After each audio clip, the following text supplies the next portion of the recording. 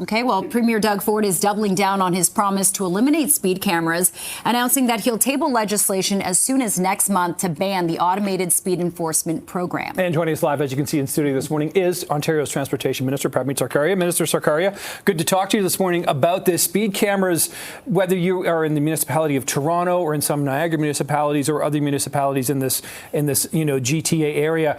They're unpopular, incredibly unpopular with a lot of people. They've been cut down, vandalized, sabotaged. People are setting up websites, sort of flagging where they are for people. So on the one side, people don't like them, but on the other side, we hear experts saying they're potentially saving lives, 45% reduction in speeding, etc. So there's a balance the province is trying to strike here. Why eliminate them entirely and perhaps not keep them in places like school zones or something like that? Well, our position is, as we've heard from many, it's a complete cash grab. We've seen these municipal speed cameras pop up extensively across many municipalities.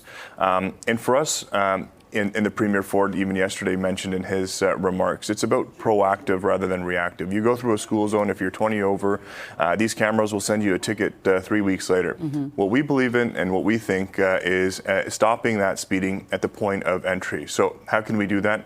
We're going to work with the municipalities on setting up a fund that will support measures such as extended curbs, speed bumps, roundabouts, or other ways that we can engineer our roads that will reduce the speed at the point of impact, not a couple of weeks later through a ticket. And that's what we truly believe. Our goal here is public safety. It's to keep people safe, to slow people down. And we see, throughout many of the cases that we've seen, people getting tickets for going 2 kilometers over, 3 kilometers over, and especially at a time when people are struggling. Let's focus on the root cause here, which is trying to keep people safe and not punishing people in their pocketbooks unfairly here. So it sounds like the Ford government is ready to do away with all cameras and not look at maybe keeping some in school zones.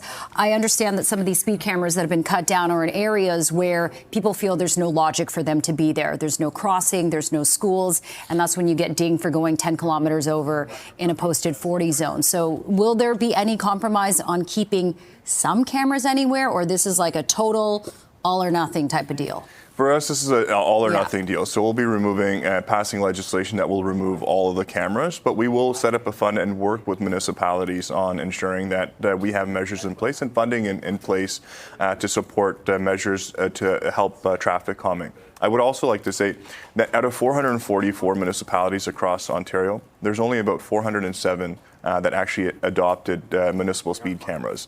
The rest of them have relied on previous methods that have been used across cities and school zones, which result, we think, in better results and don't punish people in their pocketbook. So the vast majority of municipalities across Ontario have not adopted municipal speed cameras. They have used proactive approaches, which is how do we slow down people at the point of entry. We can talk about larger signage, we can talk about speed bumps, we can talk about roundabouts, and we're happy to do that in consultation with some of the municipalities on reducing that. And on the municipality side of things, this feels like it has some shades or echoes of the sort of bike lane situation here in Toronto. I'm sure we heard from Mayor Chow yesterday talking about her opposition to your government's plan. Marianne Mead Ward, the mayor of Burlington, saying the same thing, like, please keep these cameras. If this sets up a fight, is this something that could potentially go back to court, kind of like the bike lane issues at this point? Is the government prepared for that? Well, we're prepared for anything. Our main goal is to protect the taxpayers, to ensure, everything that we've done in the city of Toronto since we've been elected or in the province of Ontario is had a really keen interest in making sure that we protect taxpayers and their pocketbooks. We think this is a cash grab, and we think we have the right, as a province does, with municipalities to enact such measures. And we wouldn't be doing so if we didn't believe in our right to do that. So we're absolutely ready to defend our position on that. But ultimately, we believe we have the right to protect the taxpayer, while also at the same time working with municipalities to ensure safety on our roads by providing funding for measures like we just spoke about, whether that's signage or even speed bumps. Yeah, very quickly, Mayor Chow is saying, there's just the logic of putting a speed bump on Kennedy Road is something that seems a little ridiculous. And she says that in response to the cash grab issue. She says the fines helps victims, fund police officers and infrastructure.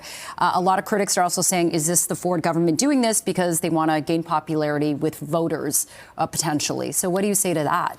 Well, look, I know some of the numbers that the mayor has referenced. Those are provincial dollars that go to support victims of crime fund, and that will continue to be there from the province, and that's a commitment that we've always made. For us, if the intention is to stop people from speeding in particular zones that are individual speeding and putting our children at risk, we need to stop that at the point of entry. I still believe that for us to make this work, to keep it as safe as possible, we want to ensure that people that are speeding aren't speeding and getting warned about it 3 weeks later. Let's stop it at the point of entry, right when they enter that school zone. And that's safety that I think all of us can get behind. Minister, really quickly while we have you here, we understand there's a hiring freeze happening across provincial agencies now. I know this is the Treasury Board Caroline Mulroney's file, but what do you know about this, and what could this mean, I suppose, in your portfolio as well? Does that mean that there's just no hiring to be done?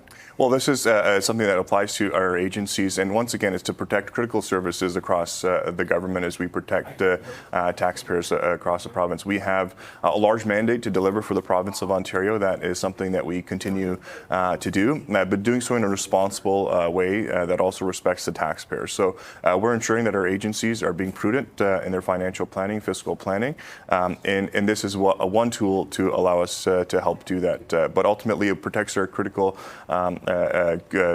infrastructure across the province, as well as ensuring we continue to get the job done. Okay. Minister Sarkaria, thanks so much for joining us this morning. Appreciate your time. Have a great weekend. Thanks so much. Thank you so much. Appreciate this. Thank you very much. Thank you.